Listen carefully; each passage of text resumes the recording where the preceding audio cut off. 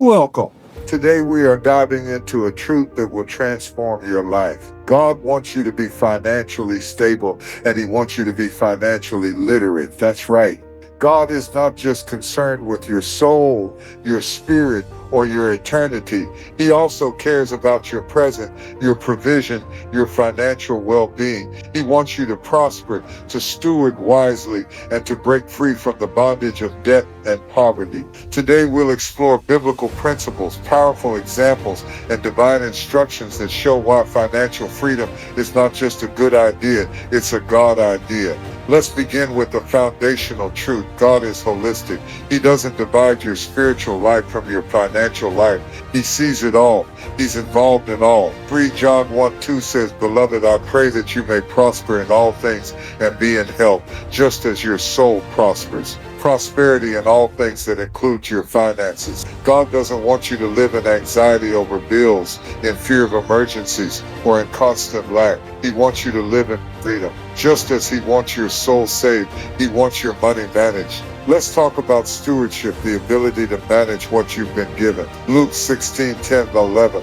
If you are faithful in little things, you will be faithful in large ones. And if you are untrustworthy about worldly wealth, who will trust you with the true riches of heaven? God links how we handle money with how we handle kingdom responsibility. Financial literacy is not optional, it's spiritual obedience. Knowing how to budget, save, invest, give, and live within your means, these are not worldly ideas. They are biblical disciplines. And who better to learn from than the one who owns the cattle on 1,000 hills? Psalm 50:10, "For every beast of the forest is mine, and the cattle upon 1,000 hills." God owns everything. He entrusts you with a portion. What you do with it matters. Let's walk through the Word and meet some financially wise people. Joseph, Genesis 41. Joseph was promoted to second in command in Egypt because of his wisdom in managing resources. He interpreted Pharaoh's dream and created a financial plan to store grain during years of plenty for the coming famine.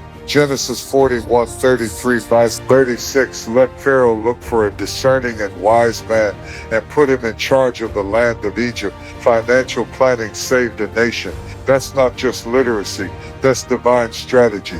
The Proverbs 31 woman, Proverbs 31:16. She considers a field and buys it. Out of her earnings she plants a vineyard. She knew how to invest, run a business, and create wealth. Her financial decisions were intentional and profitable. Solomon, the wisest and richest man in history.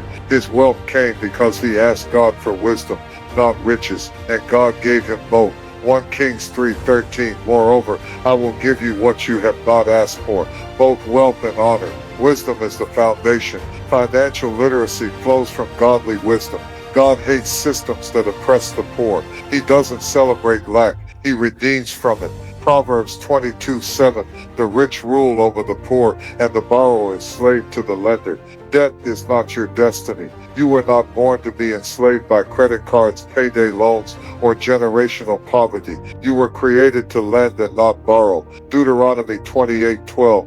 You will lend to many nations, but will borrow from none. That is God's design, to be a lender, not a borrower, a head, not the tail. Financial bondage is not holy. Jesus came to set you free from sin, yes, but also from every form of slavery. That includes financial. Why does God want you to be financially stable? Not so you can boast, not so you can live in luxury alone. He blesses you to be a blessing. 2 Corinthians 9:8. And God is able to bless you abundantly, so that in all things at all times you will abound in every good work. When your needs are met, your heart is free to give. When you're not living paycheck to paycheck, you can sow into ministries, help the homeless, fund missions, and support your church. Proverbs 11:25. A generous person will prosper. Whoever refreshes others will be refreshed. Financial literacy isn't about getting rich. It's about getting free so you can serve God without limits. Now listen, there's a right way and a wrong way to gain wealth. Proverbs 13:11. Wealth gained hastily will dwindle, but whoever gathers little by little will increase it. No shortcuts, no schemes. God honors consistency and diligence. Proverbs 21:5. The plans of the diligent lead surely to abundance. Work hard, save wisely, give generously, learn continuously. Financial literacy isn't just reading charts or stocks, it's understanding how to align your money with your mission. Today, declare over your life, I am not broke, I am blessed, I am not bound, I am free, I am not confused, I walk in wisdom, I am not a victim, I am a steward, I am not a borrower, I am a lender, God is my provider, I lack nothing. You were born for more. God has a purpose for your provision. Get in His Word. Get wisdom. Get financially free, because financial literacy is not just a skill, it's a spiritual strategy.